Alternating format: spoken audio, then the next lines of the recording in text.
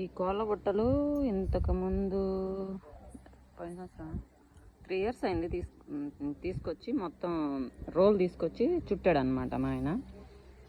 తర్వాత వాటికి వెయిట్ లేక రింగ్ లాంటిది వేయలేదన్నమాట, జస్ట్ ఇలానే చుట్టేస్తాడు.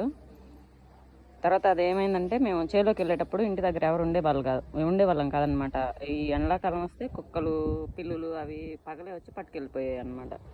మేమేం చేసాము, మొత్తం దీంట్లో వేసేసి కోళ్ళని వెయిట్ పెట్టామన్నమాట, పైన రేకు అట్లాంటివి. కోతులు వచ్చినప్పుడు ఏం చేస్తాయి, మొత్తం పీకి పెట్టేసాయి, సొట్టలు పోయినాయి అనమాట, తీసి పడేసాయి ఎలా పడితే అలా.